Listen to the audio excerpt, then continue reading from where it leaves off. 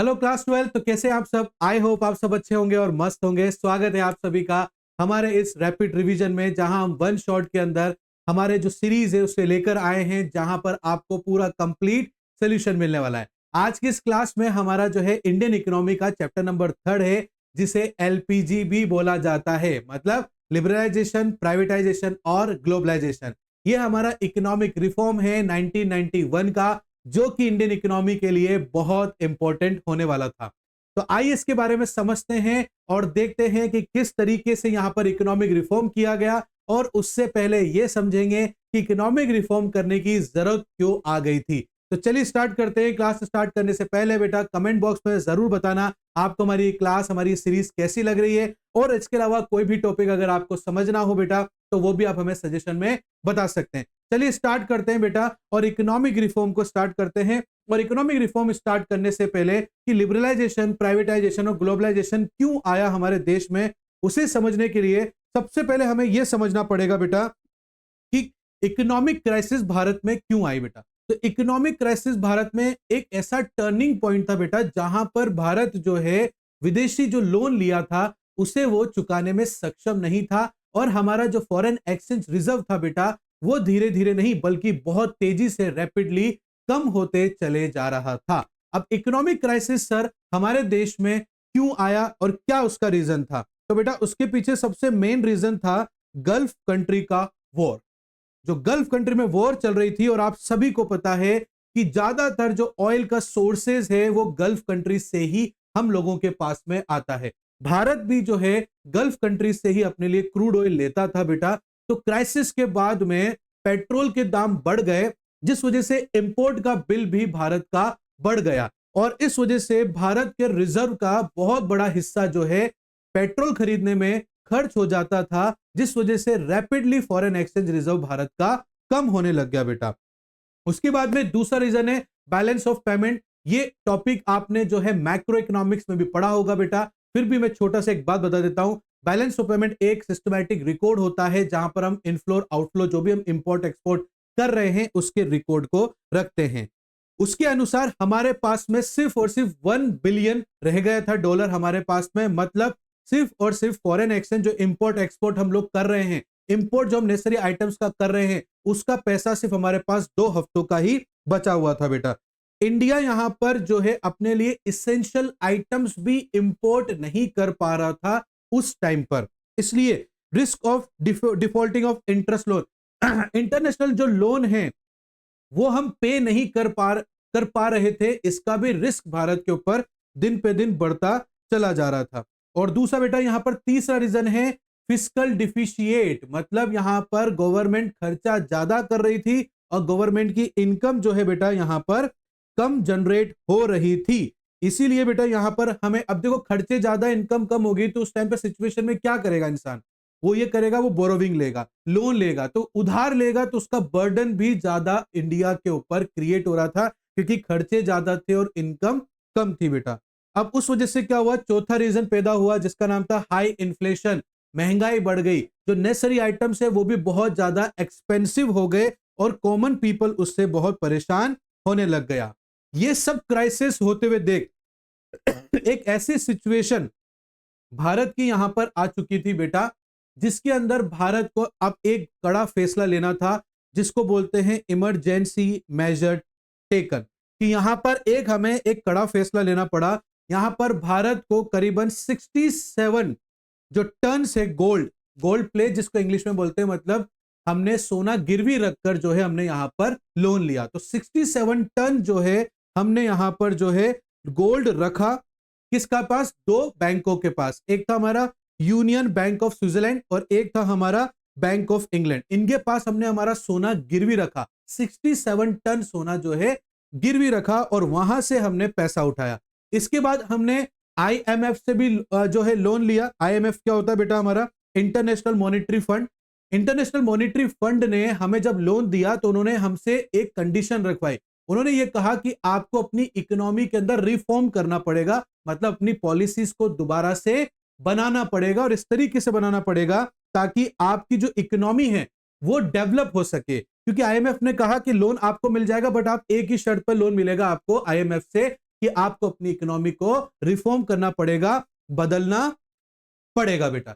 तब जाकर 1991 में हमें एक इकोनॉमी पॉलिसी मिली जिसको हम बोलते हैं न्यू इकोनॉमी पॉलिसी। ये इकोनॉमी पॉलिसी जो है उस टाइम के हमारे जो फाइनेंस मिनिस्टर थे, जो कि हमारे एक्स प्राइम मिनिस्टर भी रह चुके हैं, डॉक्टर मनमोहन सिंह, वो हमारे फाइनेंस मिनिस्टर थे। उन्होंने इसको बनाया। किसके अंडर प्राइम मिनिस्टर थे बेटा? उस टाइम पे जो हमारे प्राइम मिनिस्टर थे वो थे नरसिम्हा राव। नरसिम्हा राव ने यहां पर जो हमारे फाइनेंस मिनिस्टर मतलब डॉक्टर मनमोहन सिंह को बुलाया और उनसे इकोनॉमिक रिफॉर्म बनाने के लिए कहा। एक इकोनॉमिक रिफॉर्म हमें वहां पर चाहिए था, जिसका मेन ऑब्जेक्टिव क्या था बच्चों? पहला था कि इकोनॉमी के अंदर स्टेबलाइजेशन लाना। जो यहां पर बिल्कुल इकोनॉमी गिर गई है उसे एटलीस्ट इतने लेवल पर खड़ा करना ताकि इंडिया जो है सस्टेन कर सके, एटलीस्ट अपनी जो है बेसिक नीड्स को फुलफिल कर सके, और जो यहां पर जो परेशानी आ रही थी बेटा इन्फ्लेशन की, उसको क्या कर सके भारत? कम कर सके। और दूसरा था बेटा हमारी इकोनॉमी को ग्रो करना। तीसरा था बेटा integrated economy, Indian economy with world economy, हमारी इकोनॉमी को वर्ल्ड इकोनॉमी के साथ में जोड़ना। इसका मतलब होता है इंपोर्ट एक्सपोर्ट को ज्यादा बढ़ावा देने के लिए इंसिस्ट किया गया, और गवर्नमेंट कंट्रोल कम करना। उस टाइम पे क्या होता था बेटा, हर इंडस्ट्रीज पे, लगभग सभी इंडस्ट्रीज को गवर्नमेंट ही कंट्रोल करती थी। बहुत कम ही प्राइवेट कंपनीज थी जो कि इंडस्ट्रीज को रन कर सकती थी बेटा, तो उसको कम किया गया।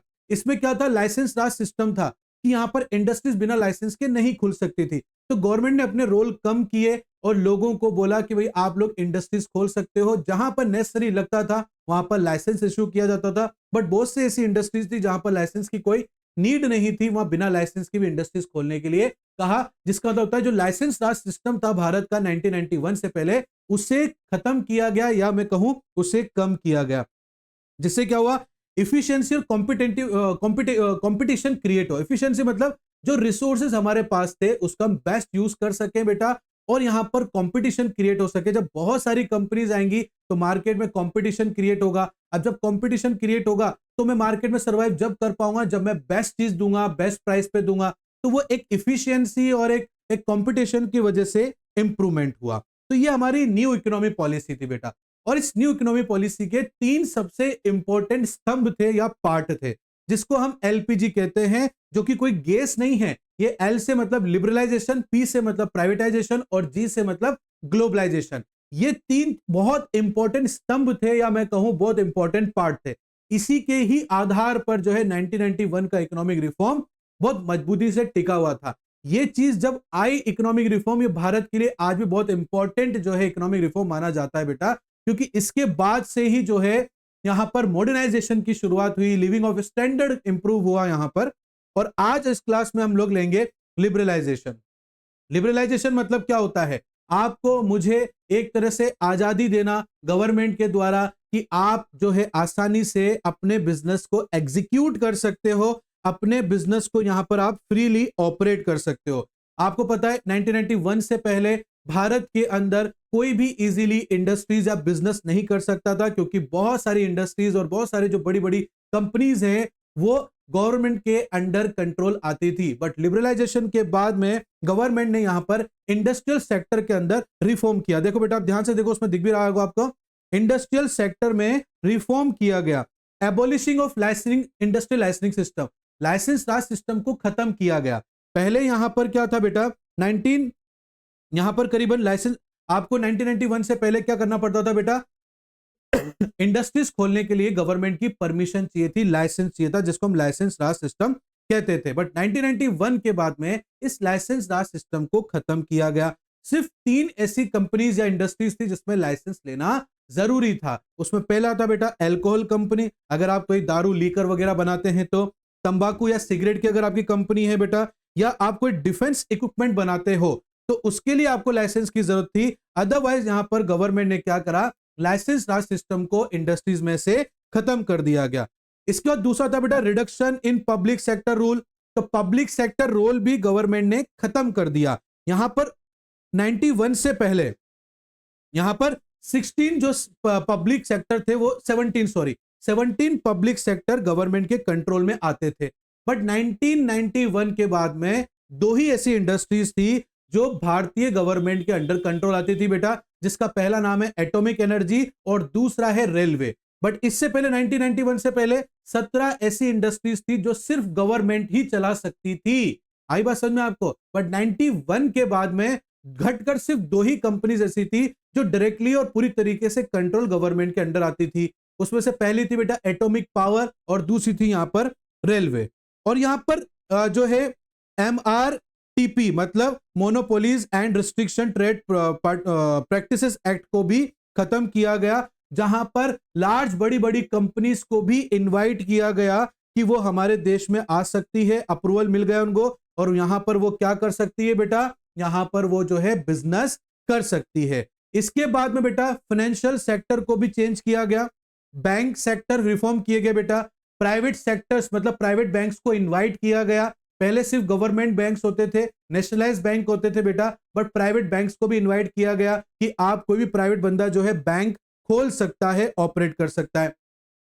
विदेशी बैंकों को भी यहां पर इंडिया में बुलाया गया ताकि वो भी यहां पर क्या कर सके बेटा, जो है बैंक खोल सके बेटा। तो यहां पर गवर्नमेंट ने क्या है बेटा, जो नेशनलाइज सिस्टम है उसे कम किया और प्राइवेट सेक्टर को बैंक को सेक्टर के अंदर भी बढ़ा दिया गया और उन्हें आजादी दी कि एक लिमिट तक आप लोग जो है इंटरेस्ट रेट अपनी तरफ से खुद डिसाइड कर सकते हो। इसका जो दूसरा था बेटा capital market reform, money flow को अच्छा करने के लिए, मनी फ्लो को बढ़ाने के लिए, कंपनी को अच्छा फंड देने के लिए 1992 के अंदर सेबी को लाया गया, मतलब security exchange board of India को लाया गया, जहां पर स्टॉक मार्केट रेगुलेट किया जाता था। फॉरेन इंस्टीट्यूशन इन्वेस्टमेंट यहां पर अलाउड किए गए कि विदेशी लोग भी जो है भारत आके इन्वेस्टमेंट कर सकते हैं, जिससे फंड इकट्ठा हो भारत के पास में।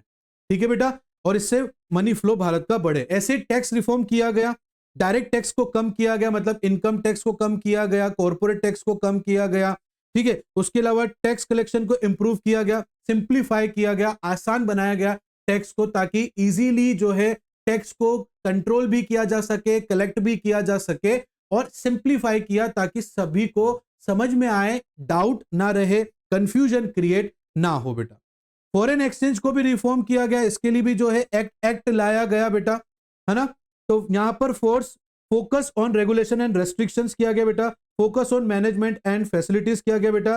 रुपीस को भी पार्शली बनाया गया ताकि हर जगह अवेलेबल होगा तो हर जगह जो है हम लोग एक्सचेंज के रूप में यूज करके हमारी जो इंटरनेशनल परचेजिंग पावर है उसे भी हम लोग जो है इंप्रूव कर सकें बेटा। इसका होता है बेटा trade and investment policy reform, जहां पर इंपोर्ट लाइसेंसिंग सिस्टम को खत्म किया गया और इंपोर्ट के ऊपर उस टाइम पे क्या होता था, एक क्वांटिटी फिक्स होती थी, उससे ज्यादा क्वांटिटी में आप इंपोर्ट नहीं कर सकते थे, उसे भी खत्म किया गया। और यहां पर एक्सपोर्ट प्रमोट भी किया गया कि हम ज्यादा से ज्यादा एक्सपोर्ट करें। एक्सपोर्ट करने के लिए गवर्नमेंट ने जो टैक्स थे, कस्टम ड्यूटीज, वो बिल्कुल जीरो कर दिए बेटा।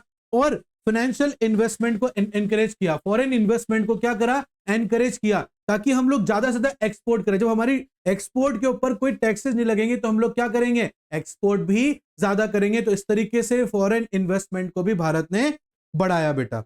तो ये हमारे प्राइवेटाइजेशन सिस्टम का एक हिस्सा था जो भारत ने industrial sector, financial sector, tax reform, foreign exchange policies, इनके ऊपर काम किया और उन्हें सुधारा बेटा। तभी जाकर हमारा जो है यहां पर इकोनॉमिक रिफॉर्म सक्सेसफुल रहा बेटा। बाकी की क्लास में हम 2 टॉपिक और पढ़ेंगे बेटा। यहां पर हमने आज प्राइवेटाइजेशन पढ़ा है, हम लोग जो है लिबरलाइजेशन पढ़ा है हम लोगों ने। अब हम प्राइवेटाइजेशन और ग्लोबलाइजेशन के ऊपर आने वाली क्लास में डिस्कशन करेंगे बेटा। फिर भी अगर आपको कोई डाउट रहता है तो आप मेरे से कमेंट बॉक्स में पूछ सकते हो बेटा। क्लास अच्छी लगी है तो लाइक करना, शेयर करना, सब्सक्राइब करना और बेल आइकन को प्रेस करना बिल्कुल मत भूलना बेटा। मिलता हूं नेक्स्ट क्लास में, तब तक के लिए thank you and bye bye बच्चों।